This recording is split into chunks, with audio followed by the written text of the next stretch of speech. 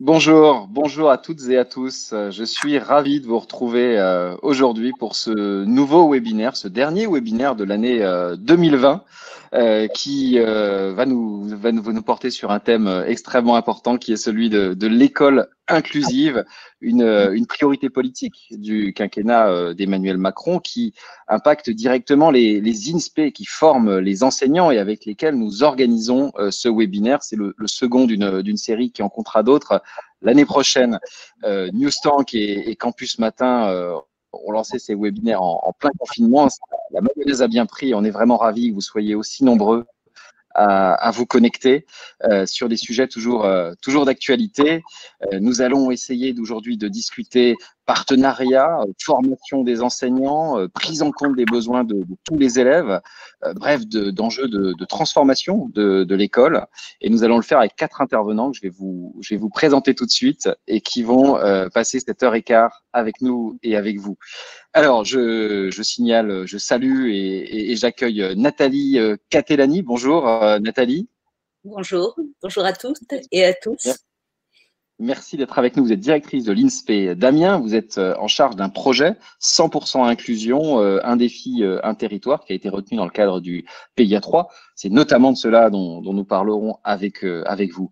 Jacqueline Dubois, bonjour et merci d'être avec nous. Bonjour. Vous êtes députée de...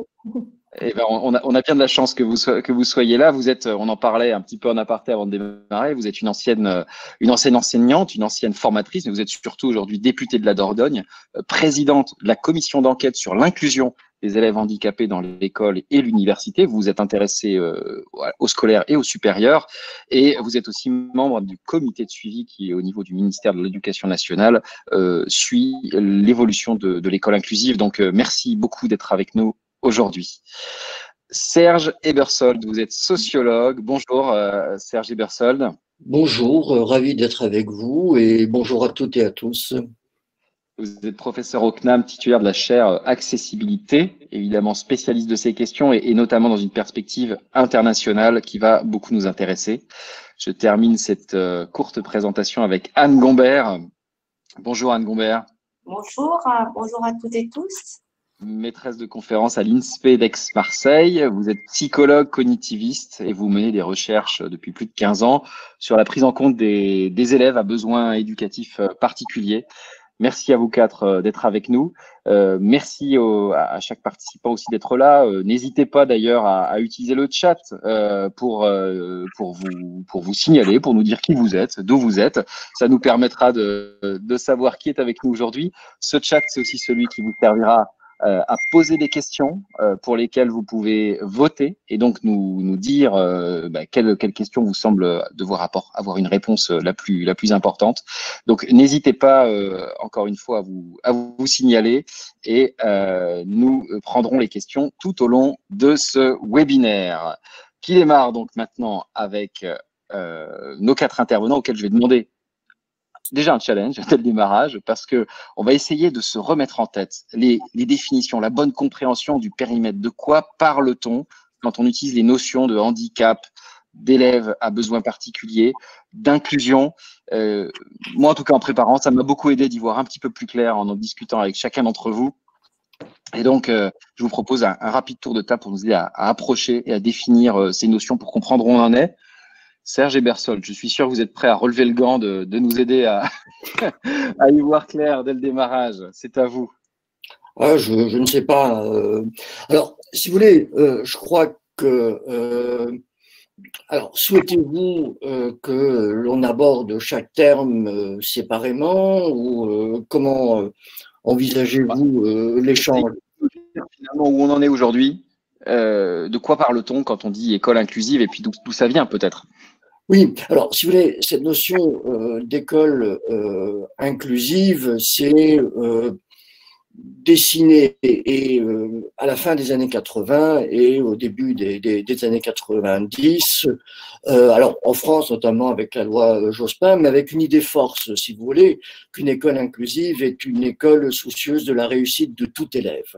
Et je crois que c'est important parce que trop souvent on a tendance à résumer l'école inclusive à la scolarisation des élèves présentant une déficience. Or, ce dont on se rend compte, c'est que en France, comme dans la plupart des pays de l'Union européenne et plus généralement de l'OCDE, de nombreux dispositifs existent pour soutenir l'institution scolaire dans la réussite de tout élève. Et je crois que fondamentalement, s'il fallait qualifier ce que l'école inclusive, c'est une école qui prend en considération les profils éducatifs de tout élève et qui s'attache à être accessible au plus grand nombre et adapté à chacun. Et c'est à ce titre-là, si vous voulez, que cette école inclusive s'est organisée autour d'un double glissement, me semble-t-il.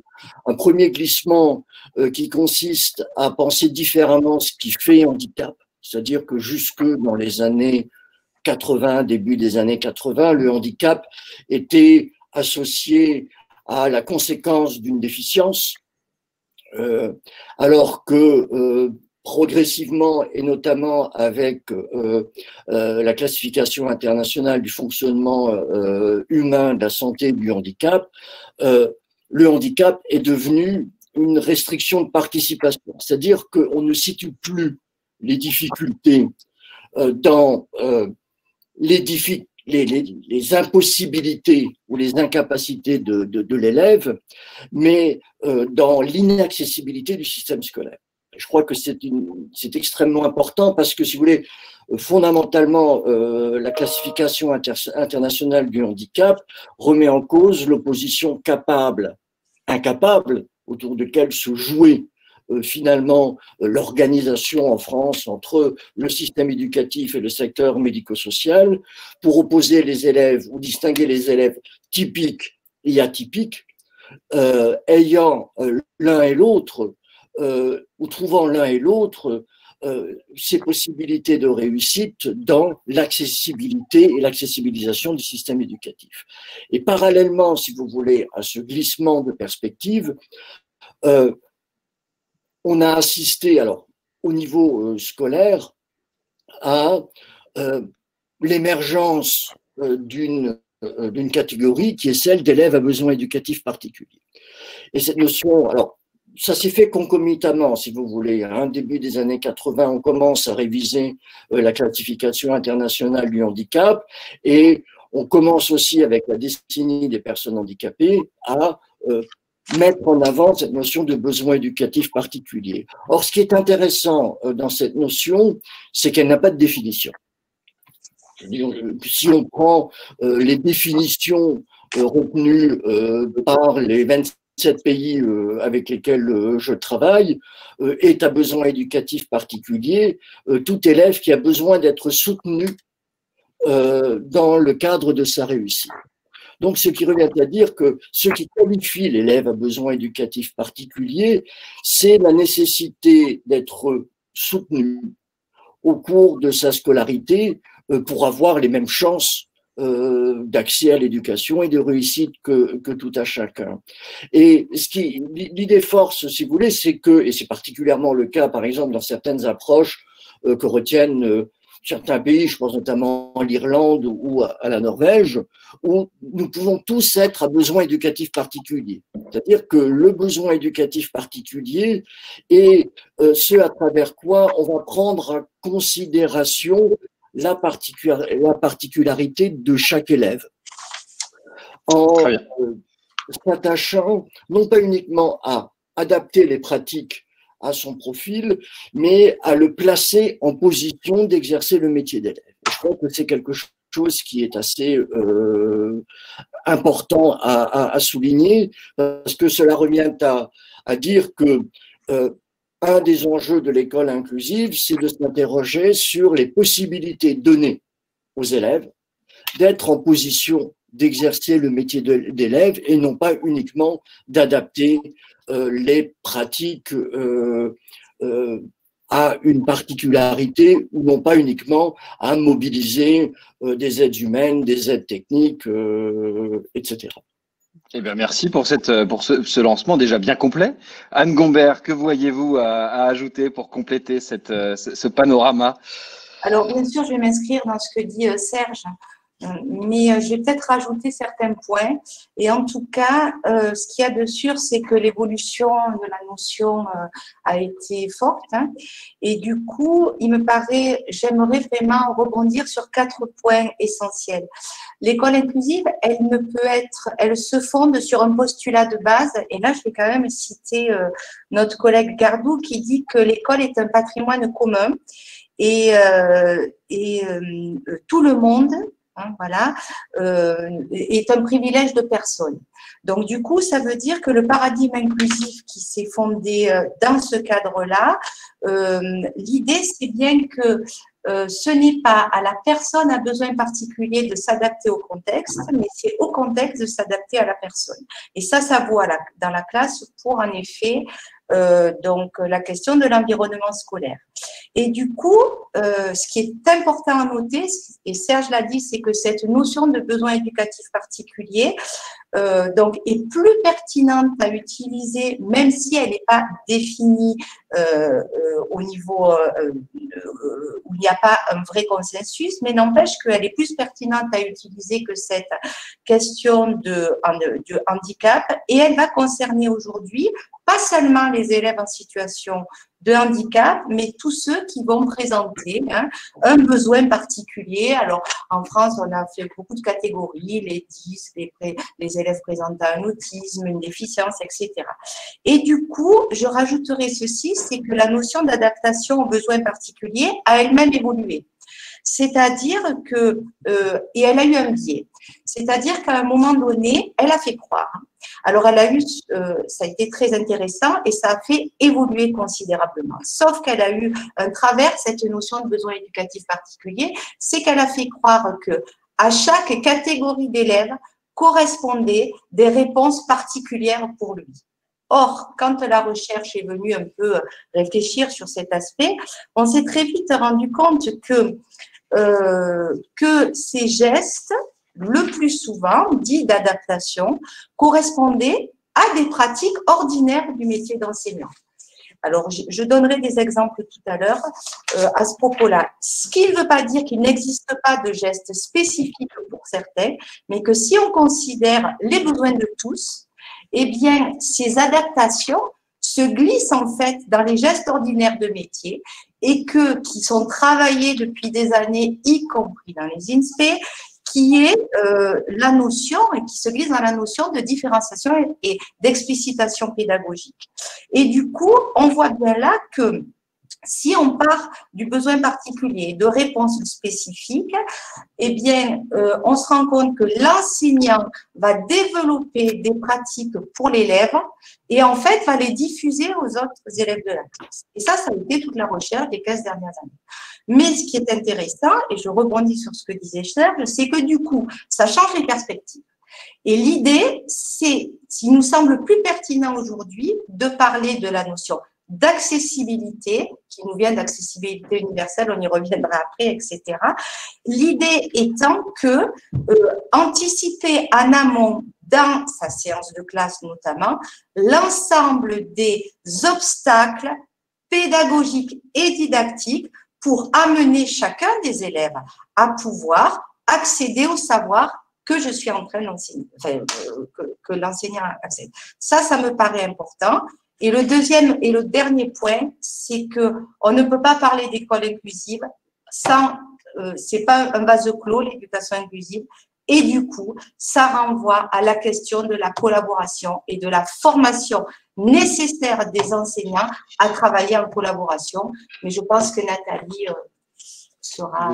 C'est parfait, vous faites les transitions. Donc effectivement, Nathalie Catelani, avec votre casquette de directrice d'INSPE, on vous laisse y ajouter votre pierre à cet édifice de définition des différentes notions et de vos enjeux aussi. Comme le dit Anne, il y a cette question de la formation des enseignants, évidemment, qui est très prégnante. Alors, en tout cas, notre projet s'est fondé sur une analyse de besoins, besoin d'un territoire, du territoire normand et du territoire des Hauts-de-France. Et notre spécificité, c'est que justement, nous rassemblons tous ces publics qui ont été évoqués, à la fois les élèves en situation de handicap, les élèves BEP.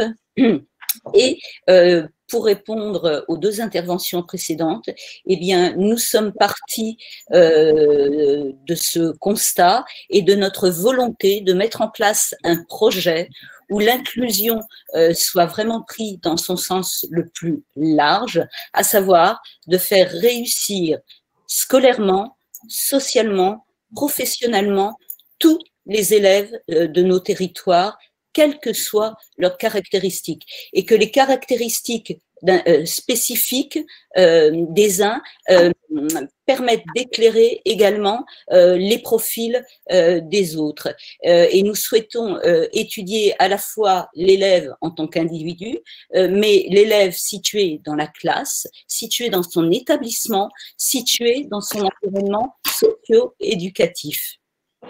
Et je pense que j'irai dans le sens ensuite lorsque je présenterai mon projet le projet que je porte, mais qui a été élaboré par 4 INSPE, Caen, Lille, Rouen et Amiens. Je pense que je répondrai effectivement à Anne et à Serge. Très bien, effectivement, et on imagine bien que le défi est immense. On termine ce premier tour avec vous, Jacqueline Dubois, vous qui connaissez bien l'école pour l'avoir pratiquée, et puis maintenant qu'il avait regardé sur cette question de l'inclusion et du handicap au travers de différents rapports. Donc finalement votre rapport à ces notions, ça on a envie de le connaître, et puis peut-être tout de suite pour embrayer un peu votre état des lieux aussi de la situation. Oui, alors, il y a 15 ans, à la date de la loi 2005 pour l'égalité des chances et la participation et la citoyenneté des personnes handicapées, le projet d'inscrire des enfants en situation de handicap à l'école était audacieux, était même risqué, parce que dans notre pays, comme l'a rappelé le premier intervenant, le parcours de ces enfants s'était construit à l'écart dans des établissements médico-sociaux et la plupart du temps à l'initiative d'associations de parents. Ce qui fait que le handicap n'était pas du tout au cœur du métier d'enseignant. Quand on entend nos intervenants, on a le sentiment que oui, on est là dans du concret aujourd'hui sur une approche très inclusive de l'école. Mais est-ce que c'est vraiment aujourd'hui la réalité sur le terrain? Alors c'est ce que nous sommes allés voir dans notre commission d'enquête. Elle a montré, cette commission d'enquête, des progrès, nombreux progrès qui ont été accomplis, mais aussi un cheminement qui doit se poursuivre. Et mon sentiment, c'était que nous étions au milieu du gué. C'est-à-dire que 15 ans après la loi 2005, il y a encore beaucoup à faire. Alors par contre, ce dont je veux témoigner, c'est que depuis 2 ans, il y a une accélération de prise en compte justement de la nécessité de l'environnement de l'enfant, d'adapter l'environnement de l'enfant à ses besoins, et de la nécessité de partenariat, de la nécessité de formation. Et ça, c'est formidable. Nous sommes en train de relever ce défi du changement de paradigme, et afin de passer de l'école pour tous à l'école pour chacun. Ça, moi, je suis très fière ça me fait vraiment plaisir, parce que c'est un sujet qui me tenait à cœur. Il faut avoir conscience aussi que ce défi ne passe pas seulement par l'éducation nationale, il concerne la société tout entière, parce qu'on ne peut pas avoir une école inclusive dans une société qui ne l'est pas. Alors vous disiez, je vous laisse le micro un tout petit peu parce que j'ai aussi envie de vous entendre là-dessus, dans votre rapport de la commission d'enquête parlementaire qui, comme vous le disiez, a 2 ans, donc des choses ont bougé. Il est intéressant ce rapport parce que vous le construisiez, j'ai pas souvent vu des rapports comme ça, ce qu'on sait, ce qu'on ne sait pas. Et il y a toute une série de choses que vous dites, voilà, il y a des chiffres qu'on n'a pas, il y a toute une série de sujets sur lesquels on ne sait pas. Est-ce que là-dessus, vous avez l'impression que la vision des choses s'est précisée au cours des 2 dernières années? Alors, il y a eu vraiment quelque chose d'assez impressionnant. Quand j'ai participé au dernier comité de suivi d'école inclusive au mois de novembre, une liste d'items qui commence à être considérés. Et effectivement, le gouvernement s'est donné maintenant pour objectif d'avoir des indicateurs pour mesurer les avancées dans tous les domaines. Alors, ça se passe à partir de cartes, à partir de chiffres, mais ça devient de plus en plus précis. Ça n'est peut-être pas encore aussi précis que l'attendait la commission d'enquête en demandant d'avoir les informations en temps réel avec une carte sur chaque département, mais c'est en train de se faire. D'ailleurs, il y a un baromètre qui va sortir début du mois de janvier qui va permettre de voir par exemple en temps réel le nombre de classes du LIS qui ont été ouvertes ou de classes autisme ouvertes sur le… Donc c'est quand même intéressant. Alors, je me retourne vers les autres participants. Alors, on n'est pas obligé de garder toujours le même ordre, hein. Vous n'hésitez pas à me faire signe quand la question vous inspire plus ou moins. Justement, sur cette question de l'évolution, les rapports et les analyses disponibles aujourd'hui, si on devait se donner une note à l'école, on en serait où, Serge Ebersold ou Anne Gombert? Comment est-ce que ont été pris en compte sur le terrain les besoins de ces élèves dont vous listiez un peu la typologie et justement le fait que ils étaient un peu partout, les élèves à besoins particuliers? Je crois que nous avons un enjeu qui est d'aller au-delà du quantitatif. C'est-à-dire que ce qui s'est joué, me semble-t-il, ces 30 dernières années, c'est une augmentation du nombre d'élèves avec PPS scolarisés en milieu ordinaire. Mais cette augmentation ne s'est pas concrétisée par une diminution du nombre d'élèves présentant une déficience admis en milieu spécialisé, ou une très faible diminution.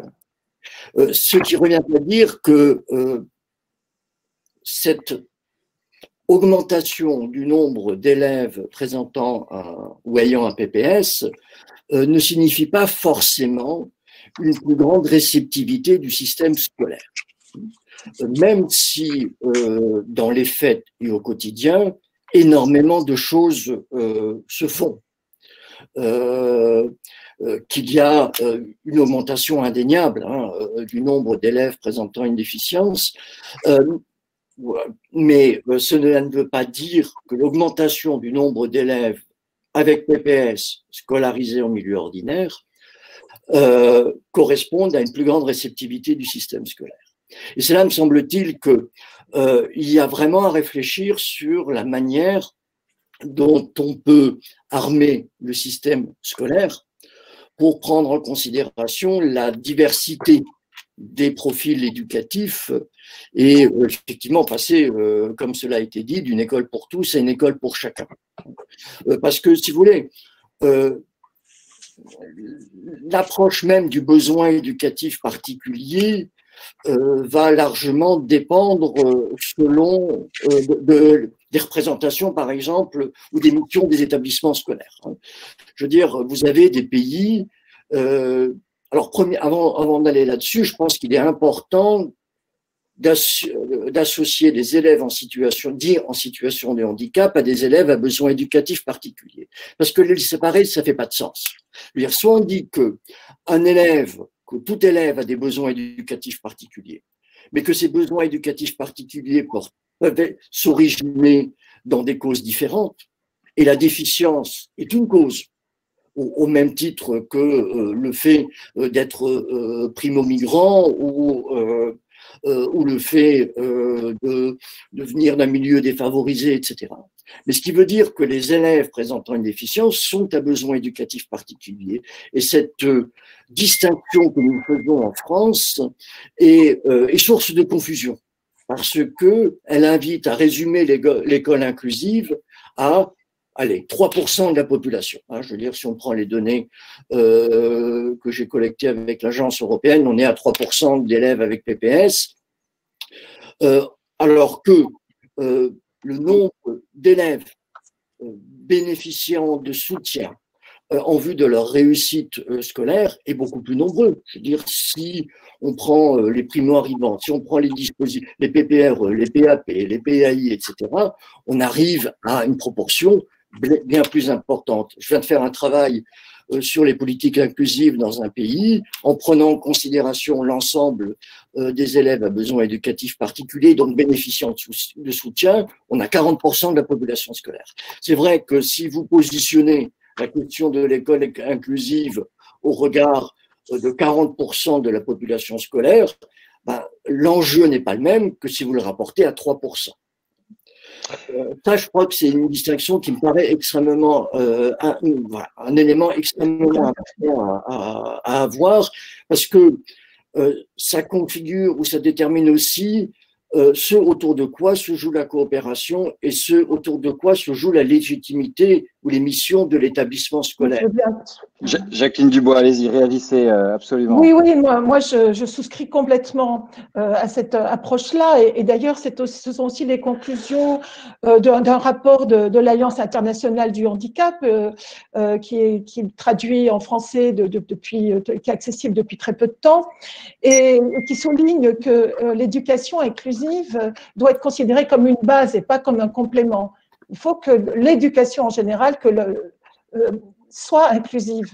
Et effectivement, moi, ce que j'ai voulu souligner dans le rapport sur la commission d'enquête, c'est qu'il y a les leviers principaux sont la formation des enseignants, la formation et la professionnalisation des accompagnants, parce qu'au départ, on a mis des accompagnants comme des béquilles, on ne s'est pas soucié des enseignants. C'était, il me semble, la chose la plus importante et la plus urgente. Même, il faut former les formateurs, mais bon, je pense qu'il y en a quand même un certain nombre, mais le maximum de formateurs pour qu'ils soient des relais de formation permanents. Et vraiment, le troisième levier qui me paraît très important, c'est l'élaboration de partenariats très forts avec le secteur médico-social, de sorte que, et d'ailleurs c'est en train de se faire, de sorte que les établissements médico-sociaux puissent avoir des dispositifs intégrés à l'intérieur des établissements scolaires, qui ne soient plus externalisés, pas seulement des unités d'enseignement, mais aussi tout ce qui va permettre d'apporter à l'enfant à besoins particuliers les soutiens dont il a besoin sur le plan psychologique, sur le plan médical, sur le plan éducatif. Alors, Nathalie Castellani, à vous. C'est peut-être, pour répondre à Madame Dubois, c'est peut-être le moment pour moi de présenter le projet PIA 3, 100% inclusion, parce que nous avons essayé justement de penser les choses de façon systémique.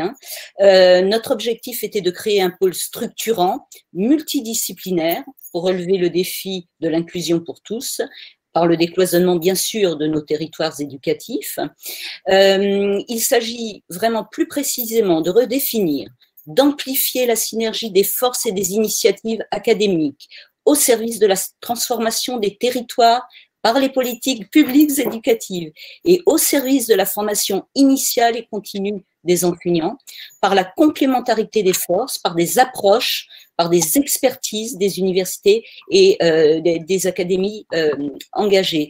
Et il nous a paru important à la fois d'accompagner des recherches collaboratives qui étaient déjà existantes en contexte réel pour engager tous les acteurs et pas simplement les enseignants, dans une démarche d'interprofessionnalité et de renouveler les contenus de formation des enseignants par la conception et par la diffusion de ressources pédagogiques et didactiques inclusives. Alors pour ce faire, nous sommes un grand groupe, donc 4 INSPE, 4 universités, 20 laboratoires de recherche, 80 enseignants-chercheurs ou doctorants impliqués, 2 régions académiques avec un potentiel, avec un public extrêmement jeune. Et nous nous sommes appuyés également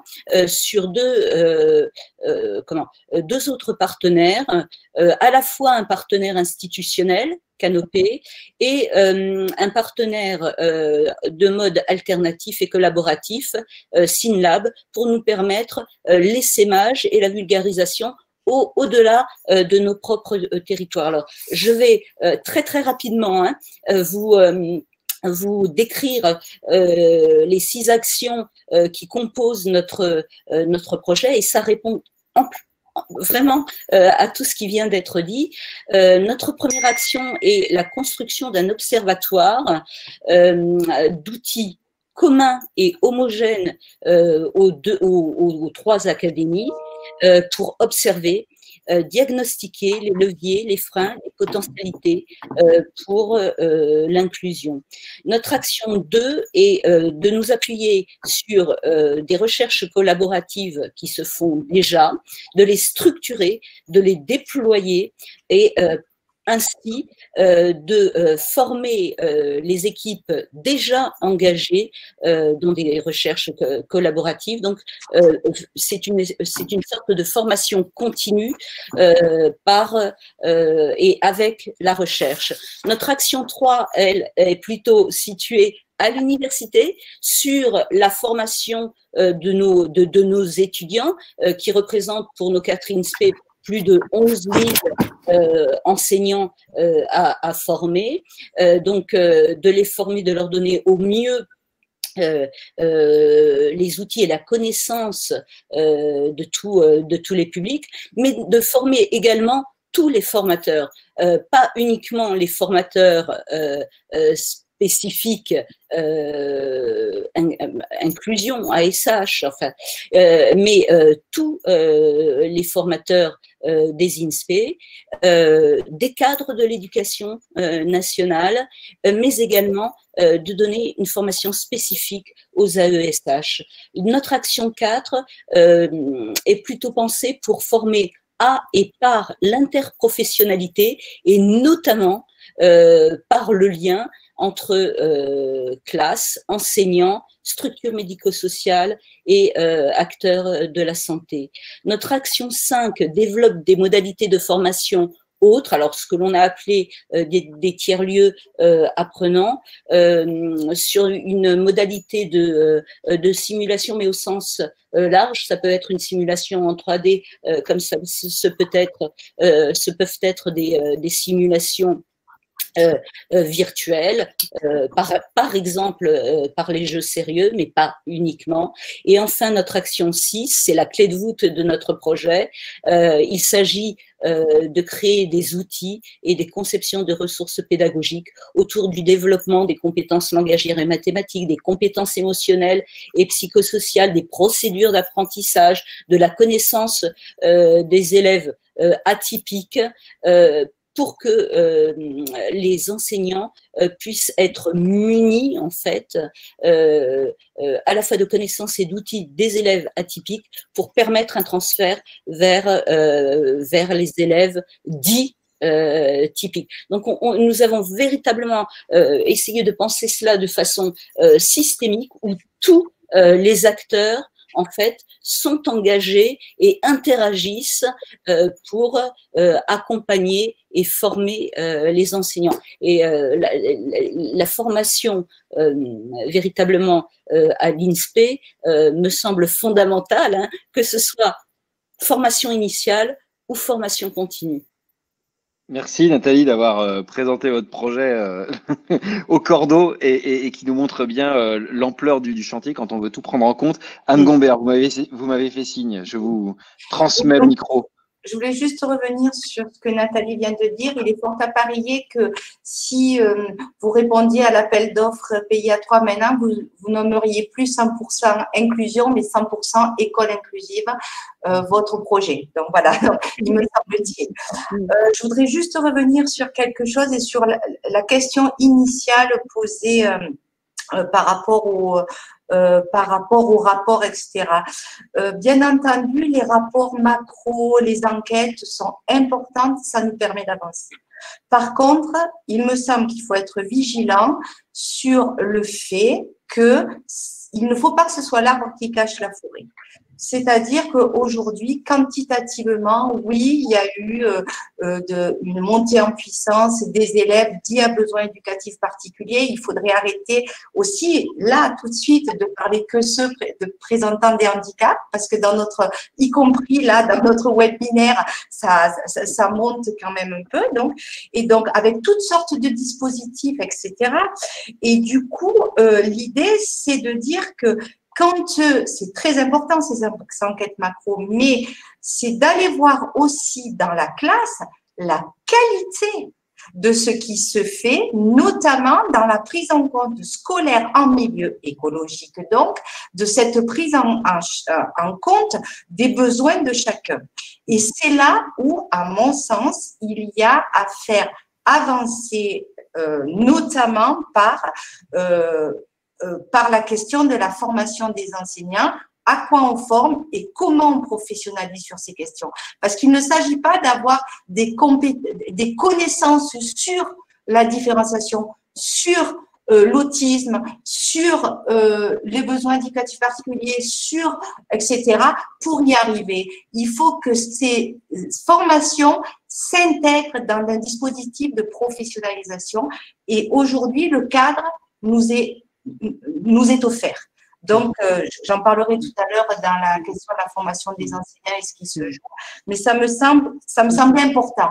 Donc, attention sur ces dispositifs et ces chiffres, qu'ils ne deviennent pas des dispositifs différenciatoires, parce que ça existe, y compris en Italie, alors que les collègues italiens ont depuis 1975 fermé leur IME des enseignants de soutien dans la classe. Et ce qu'on a vu apparaître comme biais, c'était des enseignants de soutien qui travaillaient avec les élèves à besoins particuliers. Ça n'avait pas fait évoluer les pratiques ordinaires de métier et du coup, ça recréait des sous-dispositifs dans l'ordinaire qu'on pourrait imaginer, nommer comme inclusifs fermés. Et le challenge, il est là. Et aujourd'hui, les enseignants spécialisés ont vraiment pas que, mais les AESH ont un rôle capital à jouer. Les enseignants spécialisés, on les forme quand même depuis un certain temps, ont un rôle à jouer dans cette affaire en tant que personne ressource. Serge Eberson, vous voulez réagir? Et je vous laisse réagir, mais je vous glisse tout de suite la question suivante parce que c'est ce qui remonte aussi beaucoup dans la salle virtuelle qui nous réunit.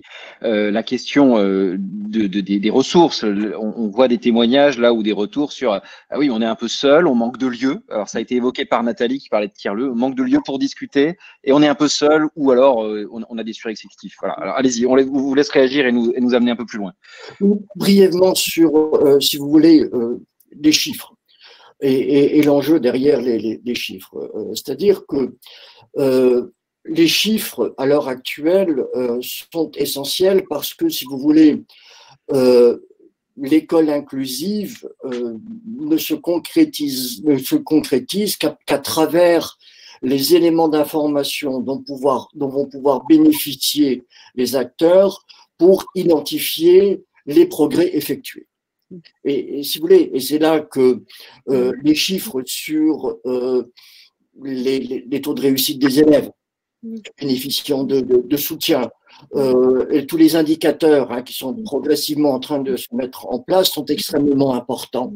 Parce que à l'heure actuelle, dans beaucoup de pays, on a ce que j'appelle une acception mathématique de l'inclusion, c'est-à-dire c'est le taux de placement, indépendamment des conditions de scolarisation. Et si on n'a pas des éléments d'information relatifs aux conditions de scolarisation, on n'arrive pas à penser la qualité de la scolarisation et la qualité de l'enseignement, c'est-à-dire qu'on prive les enseignants des éléments d'information leur permettant de penser d'autres routines, d'autres manières de faire. Et ce qui revient à dire aussi, dans le prolongement de ce que disait Anne, que les chiffres dont il est question ne sont pas uniquement des chiffres macro, mais ce sont des chiffres qui ont vocation à renseigner sur ce que j'ai tendance à appeler l'autrement capable des enseignants. C'est-à-dire comment les enseignants traduisent en pratique les principes. Et à l'heure actuelle, il faut bien reconnaître que nous en sommes à un stade balbutiant à ce niveau-là. Alors, et ça rejoint votre question, si vous voulez, parce que cela revient à dire que l'école inclusive ne peut pas se penser sans une redéfinition du rapport entre l'ordinaire et le spécialisé. C'est-à-dire qu'il n'y a pas de spécialisé sans ordinaire. Hein, je veux dire, et le secteur social et médico-social s'est constitué autour de la conception intégrative, hein, comme cela a été souligné tout à l'heure. Or, dans le travail que je suis en train de mener sur les mutations du spécialisé dans 28 pays de l'Union européenne, on se rend bien compte que le soutien aux élèves ne suffit pas, comme on l'a pensé ces 30 dernières années, à soutenir le système dans les changements qui lui sont demandés pour différencier les pratiques pédagogiques, pour prendre en considération la diversité des profils éducatifs.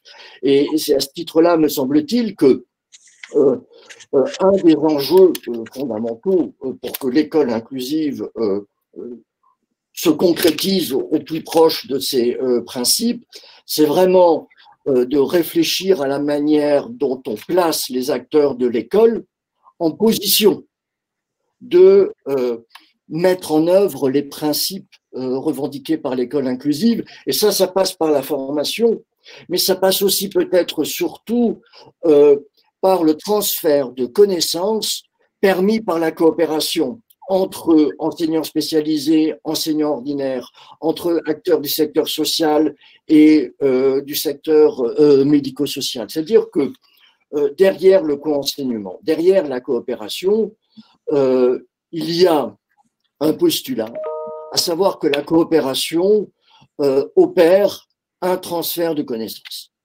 Et à l'heure actuelle, on sous-estime le rôle de ce transfert de connaissances dans la manière dont on pense le rôle et la place du spécialisé par rapport à l'ordinaire, et que l'on résume encore trop au soutien aux élèves, alors que l'enjeu, c'est de soutenir les établissements, et les réformes entreprises dans un certain nombre de pays vont dans ce sens-là, mais aussi à réfléchir la formation au regard de dimensions pratiques, notamment à travers le transfert de connaissances. Merci Serge Ebersol. Et Jacqueline Dubois, vous voulez réagir? Je voulais justement vous entendre. Oui, parce que justement, c'est en train de se faire en France aussi. Quand on crée des équipes mobiles d'appui à la scolarisation, ce sont des équipes médico-sociales qui vont aller à la demande des établissements scolaires, au sein des établissements scolaires, faire de la formation des professionnels, que ce soit des enseignants ou des accompagnants. Donc, on est en train de changer de cette culture-là. L'enseignant n'est pas trop seul, pardon Jacqueline Dubois, mais l'enseignant n'est pas trop seul, et ça a aussi été dit, les AESH ne sont-ils pas comment dire, leur statut n'est-il pas sous-évalué, quoi, tellement ils sont importants? Alors, ce que j'ai pu lire, quand je jette un coup d'œil sur le chat, bien sûr, d'abord, j'ai lu l'école sera inclusive quand le mot inclusif disparaîtra. C'est ce qui se passe en Suède. Quand il y a eu un colloque international justement sur l'école inclusive, l'intervenante suédoise a dit « Je suis très gênée parce que chez nous, on n'utilise pas ces mots-là. » C'est parce que là-bas, l'école est inclusive. Deuxièmement, les AESH, c'est une vraie difficulté. Alors, moi, je n'ai pas eu de très grande réussite en tant que députée, mais j'ai au moins réussi à ce que les AESH puissent avoir des contrats de 3 ans. 2 fois, renouvelables 2 fois, des CDD, et avant d'avoir des CDI. Donc, on est en train de professionnaliser le métier.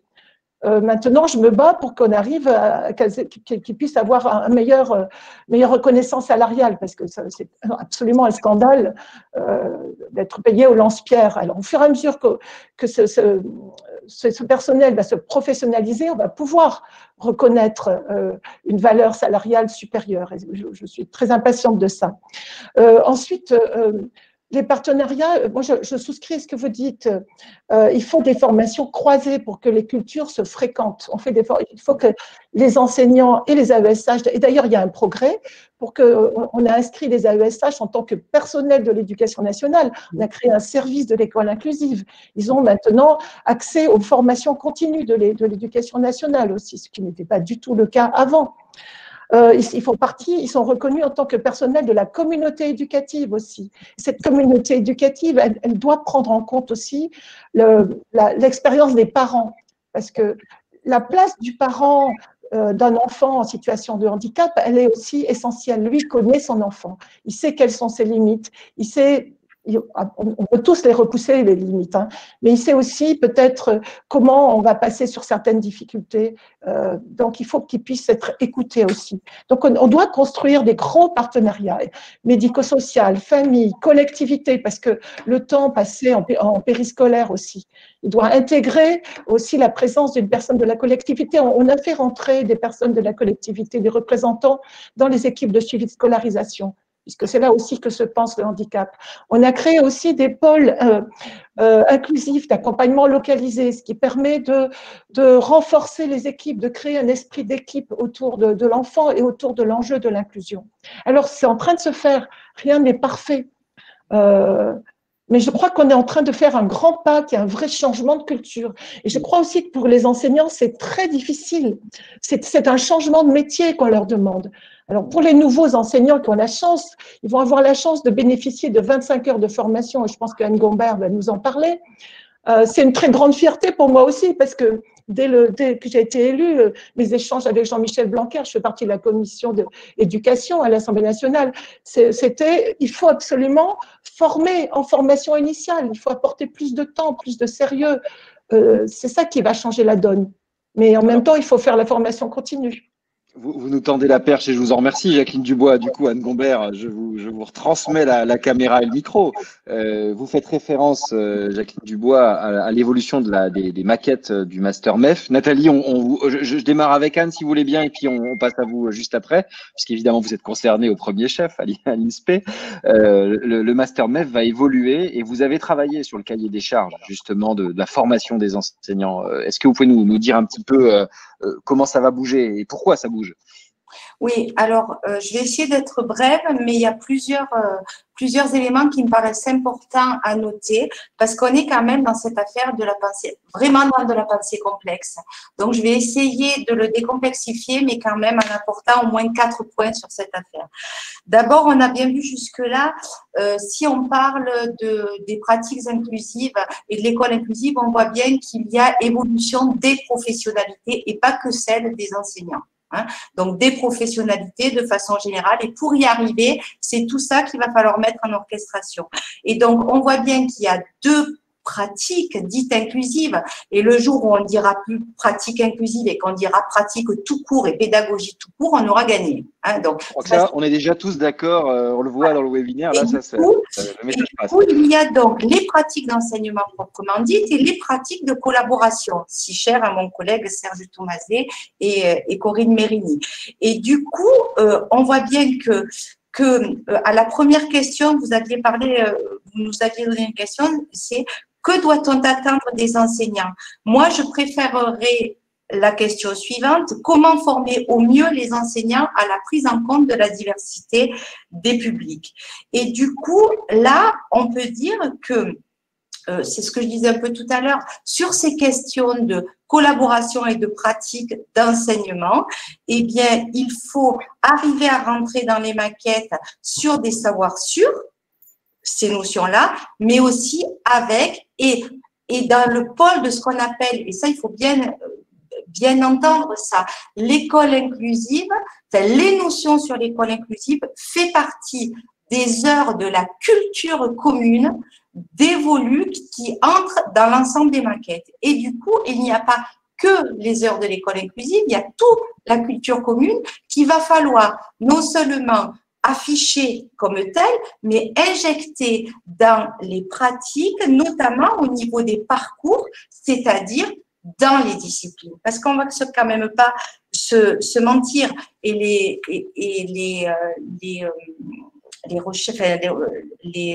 enquêtes le montrent, c'est que les INSPE se sont préoccupés depuis un certain temps de cette affaire de pratique d'enseignement, mais en tout cas, la question de l'école inclusive était de façon inéquitablement portée en fonction des lieux, des formateurs et aussi notamment dans les disciplines et le second degré. Ça veut dire que les enseignants du second degré pouvaient, en sortant des INSPE, être peu ou pas vraiment aguerris donc à ces affaires-là. Et du coup, l'idée, c'est bien de mailler en fait ces questions de culture commune dans l'éducation inclusive, dans les disciplines et dans les parcours. Et les choses ne sont pas simples parce qu'il y a beaucoup de dimensions à prendre en considération. Juste, je finis pour le cahier des charges. Oui, on a en fait un cahier des charges sur lequel nous avons travaillé, mais l'idée, c'est pour s'en sortir, en tout cas, il y a 2 leviers. Il y a le premier levier, je pense, enfin, on pense tous, de non pas rentrer par les thématiques, mais les compétences métiers. Voilà, c'est pour ça que le cahier des charges aujourd'hui, alors 25 heures, c'est très peu, mais si on arrive à tricoter, comme disait Jacques Ginestier, donc qui est décédé il n'y a pas longtemps, dans les parcours et faire de la dentelle avec les collègues disciplinaires et des spécialistes, alors on y arrivera, parce que 25 heures, c'est pas beaucoup. Voilà. Et donc, ce que je voulais dire, c'est rentrer par le référentiel métier. Aujourd'hui, ce cahier des charges, on y a travaillé. Le RINSPE avec les collègues du bureau, du collectif EI, donc il y a 140 personnes quand même de ce collectif et on fait partie du bureau et on a fait des enquêtes pour pouvoir faire monter ce référentiel. Ça, c'est le premier point. Et le deuxième levier, c'est de partir pour arriver à ça, non pas seulement sur des grandes thématiques, mais de ce qu'on appelle à partir des situations métiers, des situations emblématiques qui permettent de partir de situations pour convoquer différentes notions dans l'éducation inclusive, pas que la psycho du développement, la sociologie, etc. Et je pense qu'on peut y arriver. Et ça n'enlève pas toutes les questions sur la faisabilité qui sont plus politiques, mais on pourra en parler après. Nathalie, merci Anne Gombert. Nathalie, je vous voyais trépigner. vous voulez voilà, comment ça se met en place à votre niveau? Bien sûr. Nous sommes en train, vous le savez, tous les INSPE sont en train d'élaborer les maquettes de formation sur toutes les mentions, premier, second degré, CPE, 4e mention. Nous devons les rendre dans très peu de temps et pour avoir sondé, pour avoir échangé avec l'ensemble des directeurs d'INSPE, il est clair que la question de l'école inclusive est prise en charge par toutes les maquettes, que ce soit dans le premier degré, dans le second degré ou pour le CPE. L'entrée par référentiel métier, tu as raison Anne, me paraît fondamentale. Il y a des savoirs à apporter, effectivement, mais également accompagner nos étudiants dans leur pratique de classe, dans l'analyse réflexive qu'ils peuvent faire de leur pratique de classe, de ces savoirs. Comment transfèrent-ils finalement les savoirs qu'ils engrangent. Donc, je crois véritablement que, alors je ne sais pas si 25 heures c'est beaucoup, pas beaucoup, mais si l'ensemble des formateurs s'emparent de ces questions de l'école inclusive, si nos étudiants sont accompagnés par leurs tuteurs dans ce transfert de connaissances, et c'est bien là l'enjeu, me semble-t-il, de la réforme actuelle, eh bien, nous allons y arriver. Alors, je veux garder la parole, Nathalie. Il y a un certain nombre de réflexions dans le chat où j'aurais voulu vous entendre. Ça a été dit un peu par Anne Gombert, le caractère plutôt disciplinaire des formations et donc la difficulté à faire peut-être évoluer fondamentalement l'approche dans les INSPE. Le fait aussi que pour les enseignants, l'inclusion puisse être vue comme une surcharge. Ça fait partie des questions, mais je pense qu'il faut l'adresser. Comment est-ce que vous voyez les choses ? Oui. Alors, l'aspect disciplinaire, eh bien, je crois que véritablement tous nos étudiants, quels qu'ils soient, de lettres, professeurs des écoles, EPS, maths, sont confrontés à la diversité des élèves et ils nous interrogent bien évidemment tous à ce sujet. Donc, c'est pourquoi je vous disais que l'école inclusive était centrale hein, dans l'élaboration des nouvelles maquettes. Vous avez raison sur la difficulté des enseignants. Les enseignants se sentent démunis. C'est extrêmement chronophage également d'adapter à un ou plusieurs élèves. Donc, véritablement, l'idée, c'est d'apporter à la fois le plus de connaissances, le plus d'outils didactiques et pédagogiques qui permettent non pas de réagir a posteriori finalement, mais bien d'anticiper les difficultés dans la classe et de prendre la classe dans sa diversité. Serge Ebersold, Anne Gombert, Jacqueline Dubois dans l'ordre. Allez, on fait tourner la parole de manière assez rapide puisque le temps passe. Allez-y Serge. Oui, je crois que par-delà l'enseignant, c'est l'établissement dans sa totalité qu'il convient de soutenir. Et il ne faut pas oublier en la matière le rôle des chefs d'établissement. Hein, parce que le rapport à la diversité, le rapport à la pratique enseignante, le rapport entre enseignants et enseignants va largement dépendre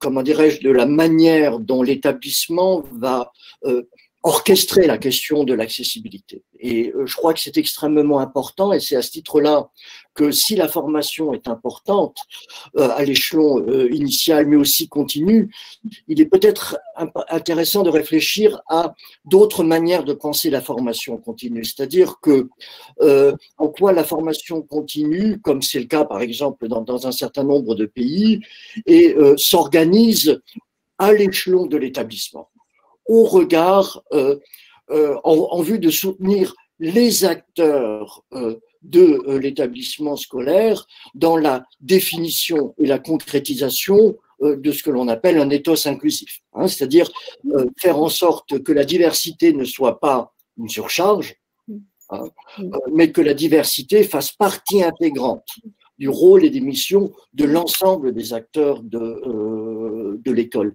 Et c'est là que la redéfinition du spécialisé joue un rôle extrêmement important, ainsi que le transfert de connaissances et l'analyse et la compréhension du transfert de connaissances qui se joue. Alors, vous avez tous voulu réagir là-dessus. On le fait dans l'ordre, juste Nathalie, Anne Gombert, Jacqueline Dubois, et puis on revient à vous. D'accord, Nathalie? Allez-y, Anne Gombert. Oui, non, je voulais revenir sur la question en fait de la difficulté dans la classe, hein, de prise en compte de la difficulté, de prise en compte de la diversité. Évidemment, quand on a, donc je veux pas, c'est un sujet polémique et donc c'est éminemment des réponses politiques, mais en même temps, c'est sûr que pour qu'une école soit vraiment inclusive, l'idée des classes chargées, c'est compliqué pour un enseignant. En même temps, il est clair que les moyens, il y a tout un transfert de compétences à faire pour que des personnes qui soient enseignants spécialisés, on parlait des AESH avec les niveaux de formation qu'il faudrait encore plus étoffer, avec les formateurs, etc., ou comme personne ressource pour l'enseignant ordinaire, pour pouvoir évoluer dans les pratiques d'accessibilité. Ça veut dire recombiner les métiers, en fait, et des appuis dans les classes des enseignants, mais aussi des services extérieurs à l'école. Et on voit bien, par exemple, les unités d'enseignement maternel pour les petits présentants en autisme. On voit bien comment, à l'intérieur de l'école, il y a des spécialistes qui se maillent avec. Et donc, du coup, ça veut dire que la question du nombre d'élèves en classe, et elle a été posée plusieurs fois, est importante et doit être prise en considération. On ne va pas pouvoir imaginer cette école, à un moment donné, il va y avoir des limites. En même temps, il y a des choses à penser et à faire évoluer dans ce sens-là. Et je reviens sur un point que Nathalie a dit et qui me semble important, au niveau de la formation.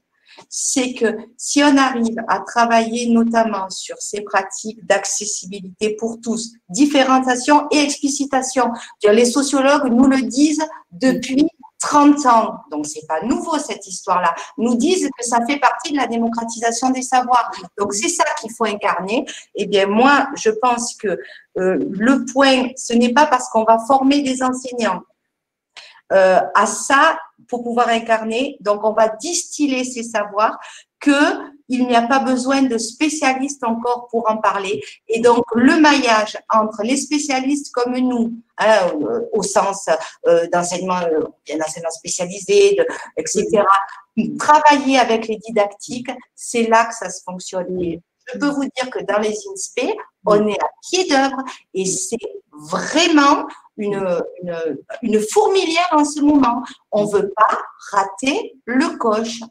En gros, c'est ça, si je puis me permettre, quoi. Hein. Et tous les collègues ici présents, il y en a plein, que je vois là dans le chat. Je peux vous dire que des heures et des groupes de travail intraprofessionnels pour y arriver, rentrer dans ces maquettes, eh bien, on les fait, quoi, parce que l'enjeu est de taille. Il se murmure même que au pied du sapin de Noël, on trouvera des maquettes de MasterMef, que jusqu'au bout, vous serez en train de les faire pour tenir les délais qui sont les vôtres, n'est-ce pas? Oui. Jacqueline Dubois. Oui, merci. Je voulais dire combien il me semble important, mais je parlais plutôt du point de vue de l'enseignante, peut-être que du point de vue de la députée, c'est que les savoirs il faut que ce soit des savoirs opérationnels pour les enseignants, pas seulement des savoirs théoriques. Et je crois que pour aujourd'hui, le risque serait d'être dans du disciplinaire. On doit être dans de l'opérationnel. Et puis, accueillir un élève à besoins particuliers, souvent c'est difficile. Ce sont parfois des élèves qui ont des conduites troublantes. Donc, il faut aussi donner aux enseignants des outils pour gérer les émotions, peut-être aussi des moments pour pouvoir partager ces émotions, leurs propres émotions, parce que ça nous remet en question, ça bouleverse. Ça s'ajoute effectivement à la complexité.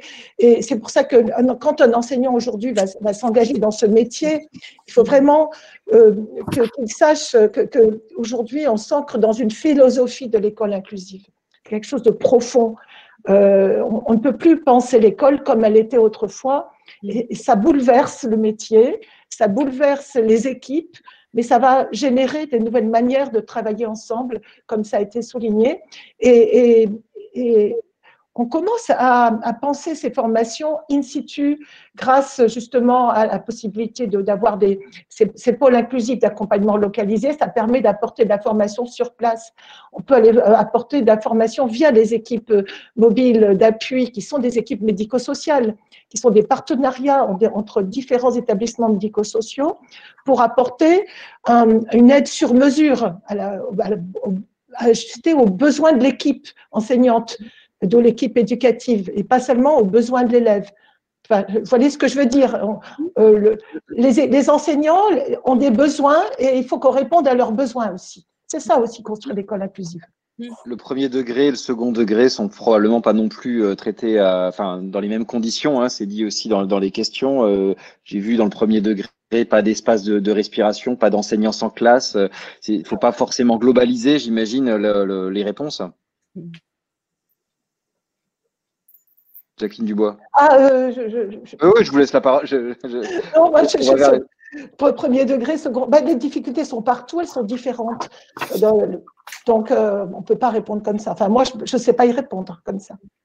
Très bien. Nathalie Catellani et ensuite Serge Eversolm. C'est pour cela que engager des équipes dans des recherches collaboratives avec l'apport, l'accompagnement du chef d'établissement, hein, comme le soulignait Serge, sont extrêmement importants. C'est vraiment cette notion de collectif et de travail en intercatégorialité, inter-institution également. Ça me semble fondamental. Alors, ce que je voulais ajouter tout de même, c'est que effectivement, nous sommes en train d'élaborer les maquettes MEF et que l'école inclusive est vraiment un des enjeux majeurs de cette élaboration, de cette formation, mais nous ne pouvons pas tout faire en 1 ou 2 ans. Et il faut véritablement penser cette école inclusive dans un continuum de formation, en formation continue, et pas en formation continue sur de simples informations. Il faut vraiment construire, me semble-t-il, les compétences professionnelles, accompagner sur du long terme. Et là, encore une fois, je crois que les INSPE et les universités peuvent contribuer à cette formation continue. Et cette question aussi d'avoir des savoirs opérationnels, du concret, ce que disait Jacqueline Dubois, ce que je vois aussi dans le chat, c'est, enfin, est-ce qu'on y est, est-ce qu'on est là-dessus ou est-ce qu'on est sur du théorique? Je dirais qu'il faut les deux.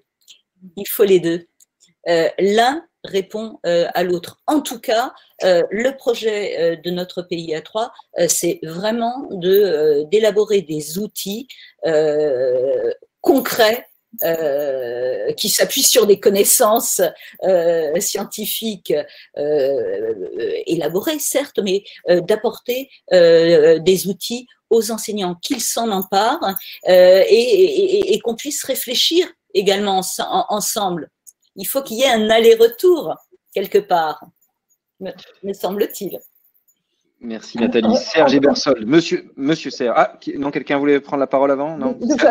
C'était juste pour dire qu'en termes d'outils, il y a la plateforme CAP École Inclusive qui est opérationnelle depuis le printemps dernier. C'est une occasion pour des enseignants qui n'auraient pas été formés d'avoir des informations, de faire de l'auto-formation. Ça n'est pas suffisant et c'est une ressource numérique très intéressante, très riche.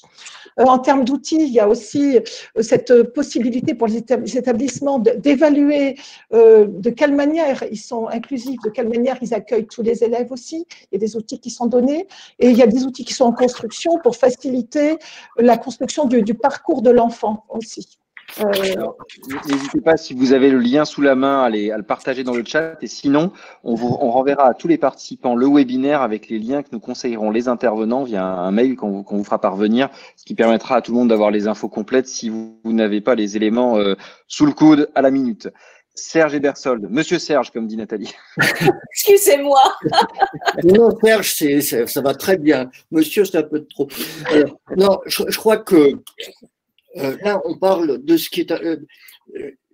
quand on prend les données internationales, on se rend compte que les enseignants français se disent parmi les plus désarmés pour faire face à la diversité pédagogique, si vous voulez, quoi. Et je crois que ça, c'est extrêmement important à avoir à l'esprit, hein. Je veux dire, si on prend par exemple gérer les comportements perturbateurs, 19% des enseignants se disent à même se jugent à même de gérer les comportements perturbateurs quand ils sont 80% en Suède, parce que j'ai vu que quelqu'un… Oui, il y a une question hein, sur la Suède. Comment font les Suédois? Oui, non, mais les Suédois, si vous voulez, associent les établissements scolaires à des communautés éducatives, à des communautés de vie, si vous voulez. Ils ne réduisent pas les établissements scolaires à des lieux d'instruction. Par là même, la question de la diversité se pose fait partie de la diversité humaine. Et donc, la légitimité de la diversité est tout autre que dans les pays ou dans les contextes où l'établissement scolaire est appréhendé prioritairement en tant que lieu d'instruction. Et par exemple, en Suède, vous avez 1% d'élèves avec PPS. Nous, on en a 3,2. Mais pourquoi? Parce qu'effectivement, les acteurs de l'école se trouvent soutenus au quotidien. Et je parle bien de l'établissement scolaire, hein, sont soutenus au quotidien pour prendre en considération la diversité des profils, ce qui fait qu'ils n'ont pas besoin d'inciter les parents à demander une reconnaissance handicap pour bénéficier d'un soutien. Et ça veut bien dire que outiller le système. Et j'ai mené une enquête dans un pays où je posais les mêmes questions aux enseignants et aux chefs d'établissement. Et je fais ça dans 3 pays. Et ce qui est extrêmement intéressant, c'est que les chefs d'établissement étaient toujours beaucoup plus optimistes sur la concrétisation de l'ambition inclusive que les enseignants, et ce qui suggérait d'une certaine manière qu'ils déléguaient aux enseignants la responsabilité de la mise en œuvre d'un certain nombre de principes. Et c'est là qu'on ne peut pas méconnaître, me semble-t-il, la redéfinition de la légitimité du spécialisé. C'est-à-dire que si le spécialisé, historiquement, a fondé sa légitimité sur l'incapacité des élèves, sur leurs besoins, l'école inclusive suppose de rapporter la légitimité du spécialisé dans le soutien aux acteurs de l'école. Et quand on travaille sur les ASH, et c'est là qu'il y a un petit problème aussi, c'est que les ASH fondent leur légitimité sur la difficulté de l'élève, et non absolument pas sur l'appui qu'ils peuvent apporter aux enseignants, aux autres élèves, etc.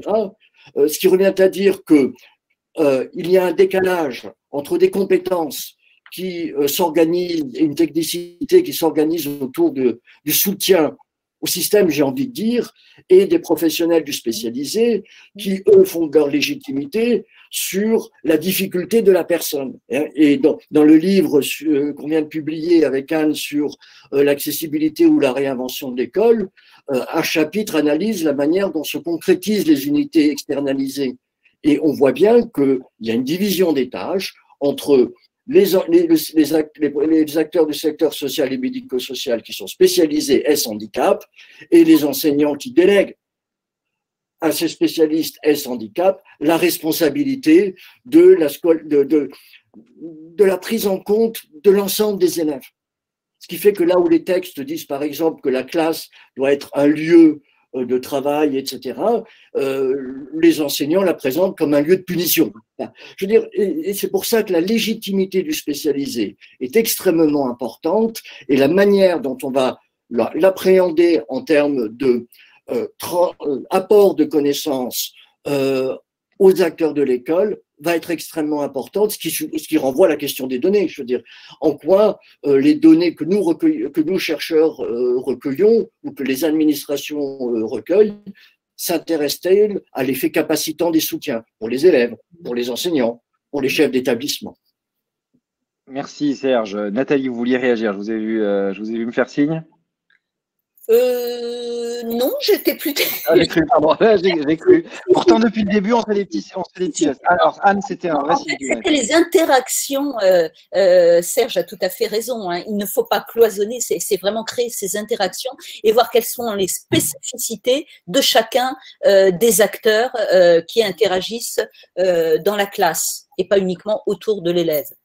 Il y a eu des questions et Anne Gombert, je vous passe la parole tout de suite. Il y a aussi des questions ou des remarques plus fondamentales quand on voit la transformation dont on parle pour l'école. Certains posent la question de revoir les concours. Certains disent que c'est l'organisation générale de l'école qu'il faudrait repenser pour être capable de répondre à de tels enjeux. Il est vrai que le système scolaire présente une certaine rigidité qu'il faut peut-être effectivement revoir, en tout cas donner davantage de souplesse. Anne Gombert. Oui, alors là c'est peut-être non pas polémique, mais bien entendu, hein, on ne va pas non plus se cacher. Et puis il y a aussi une autre question sur les concours, il y a aussi la question fondamentale à réfléchir. Hein. Par rapport à cette école inclusive, c'est celle de la norme scolaire. Parce que, en effet, tant qu'on est dans une norme normalisante, ça pose un problème par rapport à l'idée de prendre la diversité et le besoin de tous. Donc, en effet, ça demande une grande transformation, y compris non seulement des pratiques, mais de ce que ça veut dire derrière cette affaire pour arriver à cet enjeu. Moi, je voudrais, alors je ne sais pas, Théo, il faut que vous nous disiez le temps. On arrive dans les toutes dernières minutes de notre webinaire, donc on a déjà dit beaucoup de choses. Allez-y, Anne. Voilà, je vous avez voudrais le micro, vous l'avez. Chose. Alors du coup, ça renvoie un peu à ce qui a été dit avant. C'est l'idée des outils et de l'outillage des enseignants. Oui, en effet, ils existent. Ils existent beaucoup plus qu'il y a 10 ans. Ils existent beaucoup plus qu'il y a 5 ans sur le site, enfin au niveau de l'éducation nationale, de l'EduScol. Il y a plein de choses sur etc. Le problème, c'est pas tant les outils. C'est l'utilisation de ces outils en contexte ordinaire pour de façon à ce que, et dans la question de l'accessibilité à tous. C'est ça. Et ça, pour y arriver, et donc je renvoie à la formation des enseignants, c'est quand même un peu mon credo, on va dire, et bien pour y arriver, la question de travailler à plusieurs autour de situations concrètes, et bien ça fonctionne très bien. Et je pourrais vous donner des exemples, et ça on le fait en formation depuis des années. Alors ça sous-entend que, en effet, les dispositifs dans les ISP permettent de travailler à 2, par exemple, à 2 ou à 3, c'est-à-dire de faire des co-interventions de spécialistes disciplinaires et plutôt transversaux, pour le dire vite, pour analyser des situations d'enseignement, d'apprentissage, de collaboration. Il y a plein de choses qui peuvent intégrer des concepts de didactique, mais aussi de pédagogie. Et ces deux termes-là ne doivent jamais plus être distingués. La pédagogie et la didactique, ça a été, j'allais dire, un problème. Alors, Marguerite Alté le disait il y a longtemps, ou Bucheton, Dominique Bucheton, c'est un non-sens de distinguer les deux. Et donc, du coup, tout ce qu'on est en train de dire, ça questionne bien sûr la formation de formateurs, certains nomment comme ça, nous on appelle ça le développement professionnel. Et ce que je peux vous dire des formateurs des INSPE, et ce que je peux vous dire, c'est qu'aujourd'hui dans les INSPE aussi, au-delà de la fourmilière sur ces maquettes, il y a aussi toute une réflexion de comment on fait entrer le développement professionnel sur ces notions aux formateurs. Et il y a des dispositifs qui existent déjà. Donc, on a conduit une enquête. Il y a à peu près 20 dispositifs de formation de formateurs qui sont pensés ou de développement professionnel pour accompagner l'enjeu est fort. Donc, on est à la tâche. Oui, alors. Merci Anne. Allez-y, Jacqueline Dubois. Oui, je vous avais dit que nous étions au milieu du gué et on voit que la deuxième moitié, c'est pas la plus simple, mais c'est peut-être la plus enthousiasmante. Parce que on doit apprendre maintenant à travailler ensemble, à construire des nouveaux métiers ensemble, des nouvelles manières de penser. Je disais tout à l'heure que un des projets qui se met en route maintenant, c'est de mettre des dispositifs intégrés, c'est-à-dire de permettre aux établissements médico-sociaux non plus d'exister en dehors de l'école, mais d'avoir des structures éducatives à l'intérieur des établissements. Donc, on va élargir, il faudrait pouvoir pousser les murs, créer de nouvelles salles, créer des espaces nouveaux pour qu'on puisse faire se côtoyer au quotidien de nouveaux professionnels de l'enfance pour qu'ils construisent ensemble une communauté éducative qui rende l'école accessible, qu'on puisse construire ensemble ces rampes cognitives. Vous savez, on a des rampes d'accès pour les fauteuils roulants, mais il faut des rampes cognitives pour le savoir aussi. Et ça se construit ensemble, et des rampes cognitives pour le savoir-être aussi. Et c'est aussi, ça me semble, à la veille du moment où le gouvernement souhaite rendre l'école obligatoire pour tous dès 3 ans, l'enjeu d'une école inclusive qui soit accueillante pour tous les élèves, il est plus que jamais important, majeur. Parce qu'il faut se poser la question de pourquoi certains vont apprendre à l'extérieur, pourquoi certains ne viennent plus à l'école aussi. Donc la responsabilité, elle est très grande. Merci Jacqueline Dubois. Nathalie, vous vouliez conclure sur une perspective peut-être aussi, un jalon à atteindre? Bien, un jalon à atteindre, eh bien, que les INSPE soient positionnés comme des leviers de la formation initiale et de la formation continue, et également pour que on puisse atteindre les ambitions que nous avons tous énumérées, chacun à notre façon. C'est véritablement qu'on soit accompagné financièrement et humainement. dans les académies, et pourquoi pas donner des charges à certains enseignants pour qu'ils puissent justement intégrer une recherche collaborative qui ne soit pas un surplus de travail, mais bien un élément de professionnalisation qu'il pourra également transférer. La question de l'essaimage, elle est fondamentale. L'essaimage. Merci Nathalie Catenali. Serge Ebersold. Oui, je crois que un des enjeux réside vraiment, me semble-t-il, dans la manière dont on va prendre en considération l'effet capacitant des petits pas de côté que l'on fait au quotidien pour cerner la manière dont les acteurs sont à même de faire ce qu'ils sont censés faire. Je parle des élèves, je parle des enseignants, je parle des chefs d'établissement, parce que en prenant en considération l'effet capacitant, on va être à même d'avoir ce que j'appelle des pôles de certitude, c'est-à-dire des éléments auxquels se raccrocher pour cerner le chemin parcouru et identifier les moyens nécessaires pour progresser. Et les moyens nécessaires ne sont pas forcément financiers. Hein. J'ai fait un truc sur le financement des politiques inclusives. Derrière les sommes allouées, il y a la manière dont l'allocation des ressources permet au système de faire ce qu'il est censé faire. Et en quoi l'allocation des ressources inclut les formes de reconnaissance. Une fois, j'ai demandé à un chef d'établissement avec qui je m'entretenais dans le cadre de cette enquête, comment les acteurs, les enseignants, qui étaient décrits comme devant être innovants, enseignants stratèges et non plus pédagogues, etc., en quoi ils étaient reconnus, et la question l'avait surpris. Parce que on considère comme faisant partie de l'ordre des choses un certain nombre de choses qui sont particulièrement violentes pour les enseignants dans certains cas de figure, au risque de faire de la présence d'un élève différent une source de vulnérabilité pour l'enseignant, à élèves en difficulté, enseignants en difficulté. Ce qui fait que finalement, l'école inclusive risque de faire peur plus qu'autre chose, et que peut-être un des enjeux, c'est vraiment de réfléchir à l'éducation inclusive, c'est-à-dire la manière dont on va matérialiser l'éducation et la manière dont on va armer les acteurs de l'école, à l'échelon de l'établissement, à l'échelon des territoires, pour faire au quotidien les petits pas de côté qui sont nécessaires, parce que c'est ces petits pas de côté au quotidien dans lesquels ou à travers lesquels se joue finalement l'école inclusive et les formes de reconnaissance que peuvent expérimenter les uns et les autres, y compris les familles.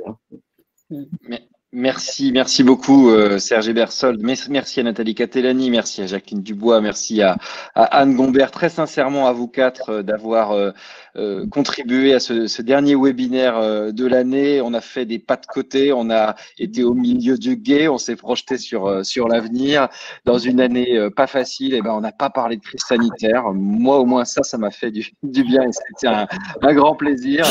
Merci à vous tous qui étiez si nombreux, j'aurai le chiffre définitif tout à l'heure, mais vous étiez clairement plus de 200 et vous avez énormément contribué dans le chat. C'était vraiment un très bon moment avec chacun d'entre vous et nous sommes ravis d'avoir eu ce temps-là. Je vous souhaite une très belle journée, un bon appétit car il est temps, je pense, pour chacun d'aller reprendre des forces et je vous donne rendez-vous très bientôt pour la suite des webinaires Newstank et Campus Matin. À très bientôt. Au revoir. Un grand merci. Merci pour l'école et pour les enfants. Merci beaucoup. Au revoir. Merci à tous les quatre. Au revoir. Au revoir.